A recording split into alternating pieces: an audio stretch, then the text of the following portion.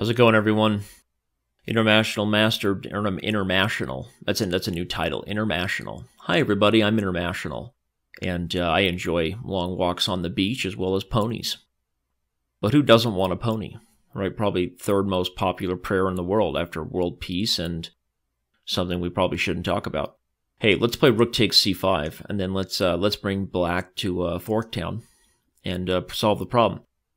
Hi everybody, I'm Danny. This is Solving Tactics Together. My rating just went up 18 points. It is now 1795. So this is not 1200 to roughly 1800 runs.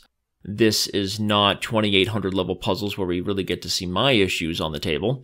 This is solving puzzles that hopefully should be instructive to a large majority of our members. Not that the others aren't either. But okay, so continuing on our theme, let's try to quickly recognize what's awkward about our opponent's position. If you look at this one, the first thing you really see is probably the king in the center, because that's not so great. But you can't not look at the queen and bishop together on c5 and e5 without considering d4 as a move that forks the two. Well, the problem with that is that the bishop moves diagonal.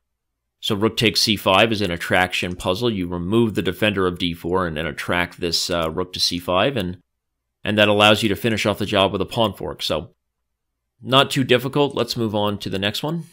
Shall we? Shall we? It is Black to play here. We'd like to play king e2. The problem with king e2 is it allows his knight to come closer with check. That would be my guess. I would love to play knight a3 check, but then he plays king to d1. And then I see nothing. But knight a3 check does work. I forgot that I was just winning the knight. This has to be the move, because when he takes it, now we have king e2. That's why. It was funny. I was sitting here focused on knight a3 check and calculating this whole line of king to d1, and then I play king to d3 and try to bring my knight to b1 and mate him on c3. And in doing all that, I actually realized that the knight guards c3, which made me think for the first time of where this knight was. Psychologically, the first thing, of course, I'm thinking about is I have a passed pawn and I want to remove the white king. So I actually was, that's really funny, because strong players will do that from time to time, and it's something that I think does come with full board awareness, combined with the fact that I know what I should be thinking about in this position, so I'm focused on the pawn. And so, of course, I see the knight, but it's like one of those things where you sort of see it with your third eye, or it's like vague, right? It's in your peripheral vision. You're not actually focused on the pony.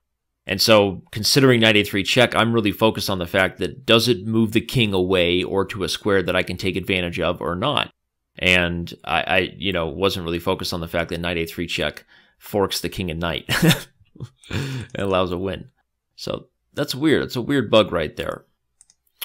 Okay, moving on. Here we have our next puzzle. How can we take advantage? We'd like to play rook takes c4 and remove the bishop. And then he plays queen takes c4, and then we have knight to g5. And then he plays queen g6, and then we take on h7, and seventh heaven.